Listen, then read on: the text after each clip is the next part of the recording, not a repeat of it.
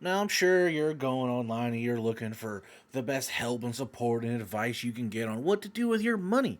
Well, here's the problem: there's probably not too many people that can actually give you investment advice, right? Only registered investment advisors can legally give investment advice, right? So, investment advice is just professional guidance that informs, a consumer on financial matters or products.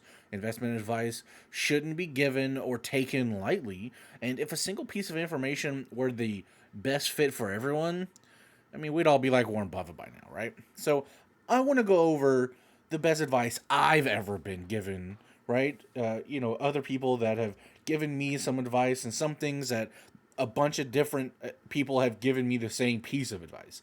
So, the first thing I want to talk about is, taking advantage of employer matching dollars. So, it's free money. Don't ever leave free money on the table in the form of employer matching with 401k or 403b accounts. A lot of people do this, right? But unfortunately, it's true.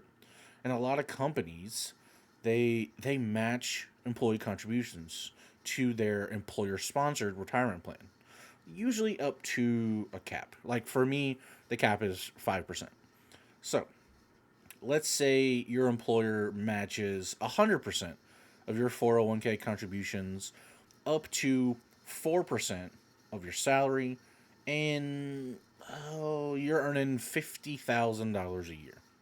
Now, if you contribute 4% of your salary this year, 2 grand, your company will also kick in another 2 grand. So then your annual contribution is going to be 4,000. Missing out on an employer match, you're basically just throwing away free money. Come on. Literally, they're giving you an extra $2,000, right? You're good to go. Now, the second piece of advice that I've been given, which I was given, luckily for me, I was given very early in life at one of my first jobs when I was 15 years old. The sooner you start, the better, right? Start early. If you don't know the power of compounding returns, learn it because it's going to make you excited about your future. I remember when I was first taught about compounding returns, yeah.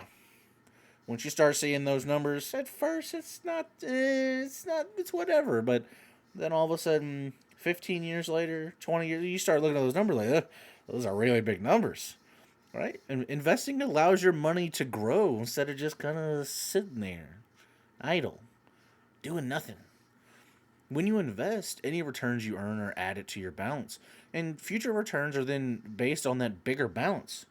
An example, let's say you invested $10,000 and then you earned a 6% average annual return on your investment. Well, you'd have over $18,000 after 10 years. Now, let's say you gave that money 30 years to grow instead. Now we're talking over $60,000. That $10,000 just sat there and earned 6%. That's it. That's all it did. You didn't add any more. It just grew. The earlier you start investing, the more time your money has to build and grow, right? Just that's it. Start early, the better off you'll be. Now, another thing you need to do, which I must regret to say took me a long time to actually do, a financial plan. You need one.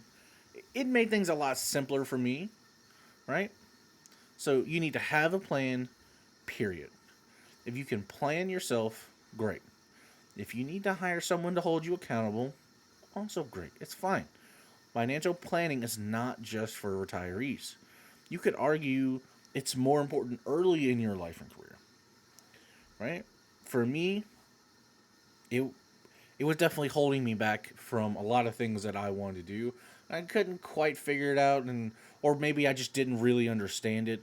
But eventually, got a little older, got a little wiser, and made a plan and stuck to it. And yeah, not too bad. Things kind of worked out the way I planned for them to, right?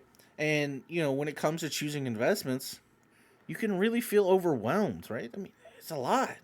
Even deciding what kind of investment account to even use, it can be just so complex, right? Doing some financial planning up front, it's going to create that roadmap for your financial future.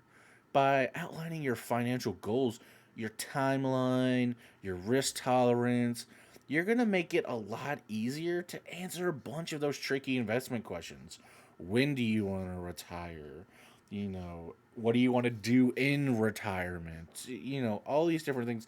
How much of your money are you willing to risk? How much leverage do you want to use in order to meet your timeline or to meet your goals, right?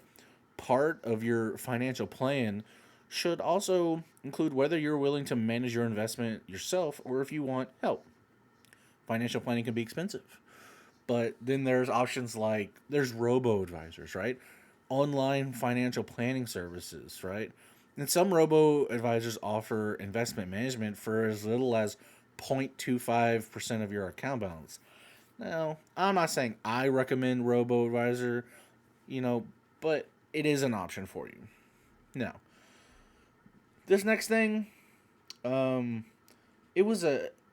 I'm including it not because I think it's an amazing tip that I needed, but it was a tip I received from just about everyone I spoke to. Luckily, this is something that I've never had a problem with. But don't try to predict the market. You don't know what it's going to do. No one knows what the market's going to do. No one. And if someone's trying to tell you they know, they don't know.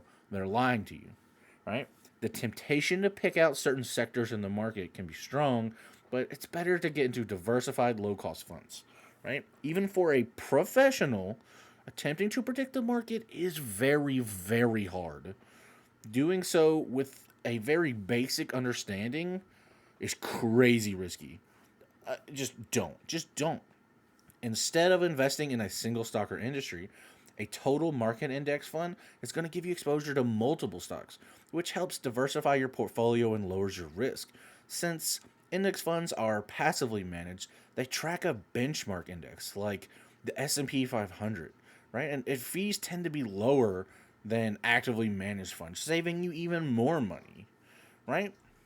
Now, if we put all this together, right, we start early, we make a plan, employer matching, don't try to predict the market, and then we follow up with this last one right here, which I think is going to be really hard for a bunch of people, but you got to take that long view, right? People tend to they have to take emotions out of investing to really tune out the noise, right? And with social media, the 24-hour news cycle, people are getting hit with headlines from all sides all the time. And some of them are specifically designed to scare people, right? And thinking about your investments as a marathon instead of a sprint can help you kind of squash your urge to sell if the market takes a turn for the worse. Even massive dips in the market won't feel as scary if you plan to stay invested long term because you're going to have that time to recover. So, as a general rule, money you need in less than 5 years shouldn't be invested in the stock market. For short-term goals, you should consider, like an online high-yield savings account instead, right? So these are just the 5 tips that I've been given that I feel are very good tips that helped me or that I feel like were shared with me that are good for just about anyone, right? So hopefully I get to see you guys in the next one. Drop some tips down below if maybe there was one that you think I should have included in the list. And while you're at it, go ahead, subscribe to the channel, like the video. I'll see you in the next video. But until then, y'all be safe.